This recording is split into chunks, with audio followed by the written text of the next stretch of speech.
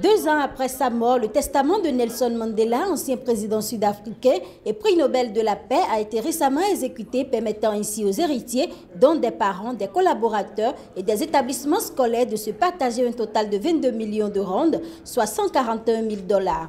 L'ancien chauffeur de Nelson Mandela, Mike Maponya, qui a travaillé pour lui pendant 23 ans, et sa secrétaire Zelda Lagrange, qui n'était pas présente, vendredi ont reçu chacun un chèque de 50 000 rands, soit 3 200 $.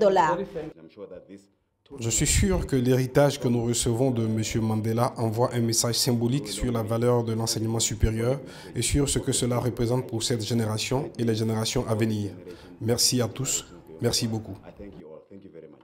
Les exécuteurs testamentaires ont salué l'unité affichée par la famille malgré les palabres au sujet de certains biens immobiliers. Sur décision des exécuteurs testamentaires, la maison de Johannesburg, les bureaux de Mandela et de Tambo, mais aussi Kounou, deviennent des lieux publics d'hommage à Nelson Mandela.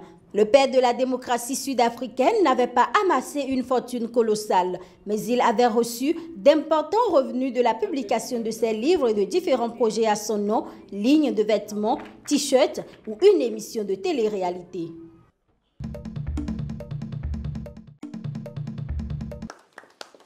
La libération d'une lycéenne de Chibok capturée par Boko Haram est une victoire politique et militaire pour le président Muhammadu Buhari.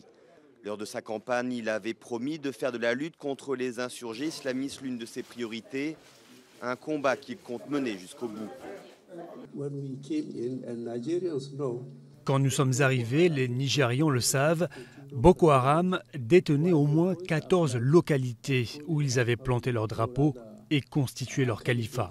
Mais maintenant, ils ne détiennent plus aucune localité. À 72 ans, Muhammadu Buhari est le premier candidat à renverser par les urnes un président sortant. À la tête de la première puissance d'Afrique, les défis de l'ancien général sont multiples. La corruption gangrène l'économie et la chute des cours mondiaux du pétrole ont vidé les caisses de l'État. Dans les rues de Lagos, capitale économique du pays, les avis sont mitigés sur le bilan du gouvernement de Buhari. Le gouvernement n'en fait pas assez. Il doit nous donner de bonnes routes, de l'électricité et de l'eau. Il doit faire le nécessaire parce que nous en avons besoin. Nous souhaitons que le gouvernement s'occupe de l'économie parce que sans prise de décision, nous n'allons voir aucun changement. Malgré les succès militaires contre Boko Haram, la région pétrolifère du Delta est perturbée par un groupe militant armé qui sabote régulièrement les infrastructures d'extraction d'or noir. La production de brut est passée de 2,2 millions à 1,4 million de barils par jour, son plus bas niveau depuis les années 90. Le gouvernement de Buhari a donc décidé d'augmenter le prix des carburants à la pompe, une mesure dont les effets ne seront pas immédiats. C'est un défi majeur de relancer l'économie, la réactiver, la stimuler et la renforcer. Les résultats mettront du temps à se faire sentir. Ce ne sera pas avant 2017.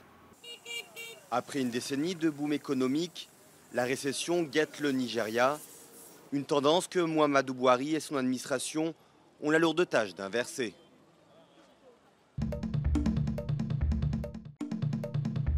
Le Cameroun a abattu toutes les volailles d'une ferme avicole de Mvobetsi en périphérie de Yaoundé après la découverte d'un foyer de grippe aviaire H5N1 qui a décimé la moitié des 33 000 volailles de complexe en 3 jours. À ce jour, les estimations provisoires font état de plus de 15 000 volailles mortes sur un effectif de 33 000, soit près de 50%. Face à cette situation délicate, le gouvernement a pris un certain nombre de mesures visant d'une part à contenir le foyer et d'autre part à limiter la propagation de l'infection. Un seul foyer a été décelé jusqu'à présent et aucun cas de contamination humaine n'a été officialisé. Mais le gouvernement assure que des dispositions ont été prises au cas où un individu serait contaminé. Il s'agit notamment de l'interdiction d'accès au site d'élevage à toute personne étrangère à cette station. L'interdiction d'entrée et de sortie de la ferme des produits d'élevage et d'autres intrants. L'abattage du reste du cheptel.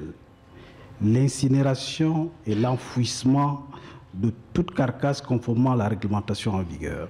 En 2006, plusieurs pays africains dont le Cameroun avaient été touchés par le virus H5N1 qui frappait également les volailles d'une quarantaine de pays d'Asie et d'Europe.